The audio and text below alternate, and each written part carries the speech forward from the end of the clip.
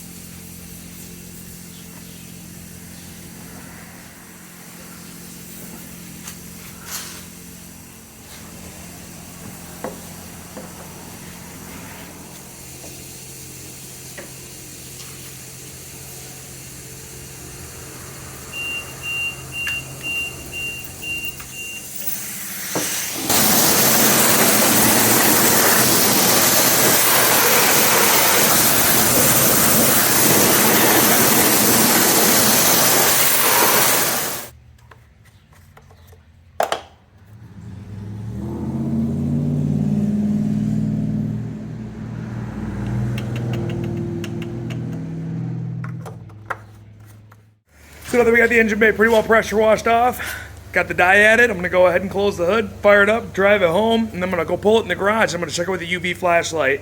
I'm going to do it in the garage when it's dark, so that way hopefully I can theoretically see the UV glow in the black light a little bit better. But it'll be a little dark in there, but don't worry guys. I'll be there to make sure we're safe, so you don't got to be afraid. Okay, we're back home in the garage now. Time to get dark. You'll be okay. I'm here. I will save us. Oh, it's getting real dark. Wow, resolution went to crap in the low light. Holy crap. Okay, I have a relatively inexpensive UV light. It's a UV light on one side, and then a flashlight on the other side. We're going to go ahead and use this and see what I can't find. See how it's got that color right there? So that's going to be what we're looking for. So this should stand out pretty well. Looking along the valve cover along here, everything looks really nice. Underneath the distributor, I don't see any orange coming out, so that means the O-ring isn't leaking. Oh. I don't know how well the video is going to pick this up, but it is 100% leaking around the valve cover, or on the cylinder head gasket. So that means I have a cylinder head gasket to do in the future. That's kind of a bummer, but not really surprising. These 3As are notorious for cylinder head gasket failures, so not the end of the world. Looking around the front here, I'm not really seeing anything else. Around here on the driver's side, not really seeing anything here. It's probably going to be best to pull some covers off and check everything over, so.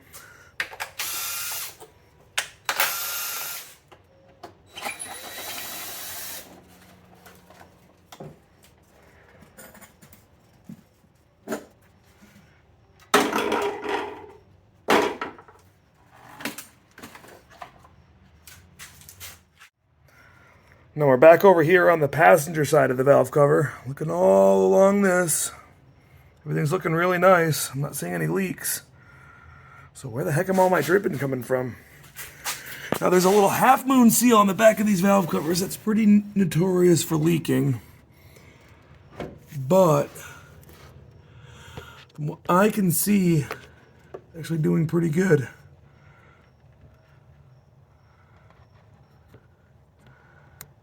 Looks like it's pretty dry back here, so it's unlikely that it's that. I guess so next we'll check the timing cover.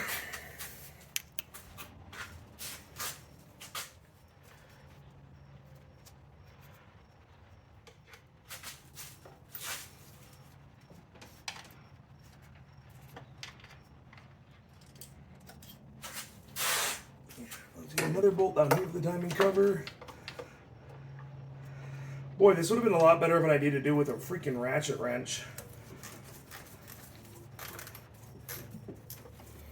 So I don't know how well this is going to come out in video, but I got the timing cover pretty well slipped back. And I'm amazingly enough I'm not seeing actually any. This belt is in actually reasonably good shape too, which is nice. But I'm not seeing anything along here. And typically, if anything was going to be leaking out, it should be slinging up through the belt. I don't see any of the sprockets or gears all along the back side of it, which is, again, going to be impossible for you guys to see, but it's really clean in there. So, I guess we'll go underneath it. Let's see what's leaking underneath. Okay, so now we're going to try and check underneath the skid plate of the engine down here, which is this little plastic piece right here, and look for leaks. And see what we can find.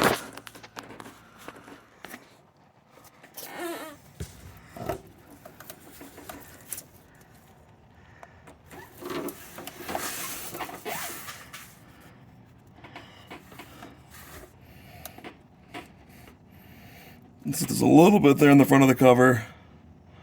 Don't know how well you guys can pick that up. So there's a little bit of coloring on the front of the oil pan. Nothing major though.